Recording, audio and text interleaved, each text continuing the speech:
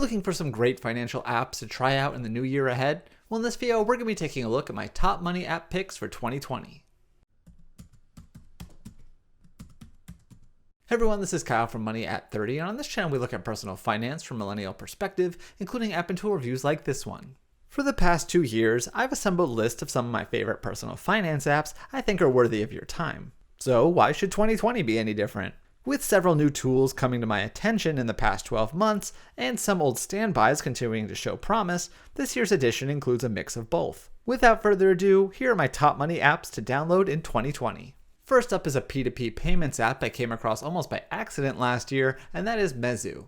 I've talked about plenty of peer-to-peer money apps in the past, but Mezu is a bit different. Billing itself as the undersharing app, it allows users different options for transferring funds anonymously. This includes the ability to pay people in person by having them enter a 4-digit code, or dropping money into a MezuBox. Of course, you can also simply send or receive funds similar to how you would on Square Cash or Venmo. Overall, I think Mezu is an extremely clever idea that deserves to catch on, making it one to download this year. Next is the first repeat appearance of this list, as Bump continues to be one of my favorite money tools. In my 2019 video, I highlighted Bumped, which rewards users with fractional shares of stock just for shopping at select retailers.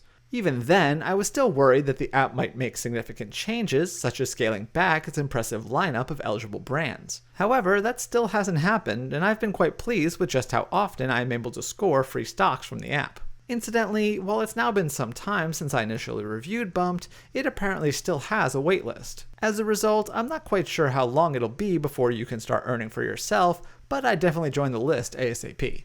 While it may be a bit of a cheat, I'm going to go ahead and put SoFi on this year's list as well due to their banking and investment features. In 2019, the fintech company SoFi had a big year as it expanded outside of its main lending product and scored naming rights to an NFL stadium. But what landed them on this list are their SoFi Money and SoFi Invest features. While these are separate products that do require you to sign up individually, they are both found within the main SoFi app.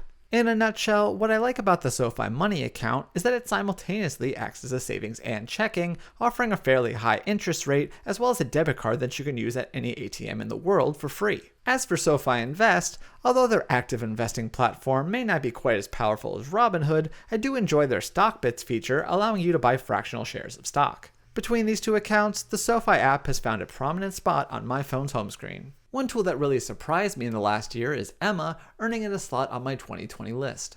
As someone who reviews a lot of personal finance apps, I do find that several budgeting tools are fairly similar. Nevertheless, the UK import Emma managed to win me over with its sleek design, helpful features, and unique twists. Like other apps, Emma makes it easy to connect your various accounts in order to view transactions and your budget progress. But where Emma stands out is with its pleasing aesthetic that calls to mind Clarity Money, but packs in extra features. Some of these features are also fun, such as their scramble mode that allows you to show friends the app without exposing your info, and of course the weekly quiz that gives users the chance to win cash. There's also a pro version of Emma that adds even more features, although you'll either need to pay your way into that or earn free months by referring others to the app. Another app that made last year's list and is back again is the savings app LongGame. As cliche as it may be to say, LongGame makes saving fun. The app rewards users for setting money aside in one of their FDIC-insured savings accounts by granting them coins that can then be used to play games of chance. These games then pay out either more coins, cryptocurrencies, or cash depending on which minigame users choose to play. Recently, LongGame not only changed up the way their coin denominations work, but also introduced a new debit card. While I did already receive my debit card and have made a couple of purchases so far, I haven't used it enough to fully review it. Still, it seems that LongGame is posed for an impressive 2020. Lastly, one tool that I finally got to try for myself in 2019 is Personal Capital. After a couple years of hearing about Personal Capital, I actually got around to signing up for the service myself to see what all the fuss was about. What I found was a great tool for not only monitoring my investments, but also better understanding them. I particularly appreciated their retirement fee analyzer and investment checkup features. I should mention that while Personal Capital does include some budget support, options such as Mint and the aforementioned Emma may be better on that front.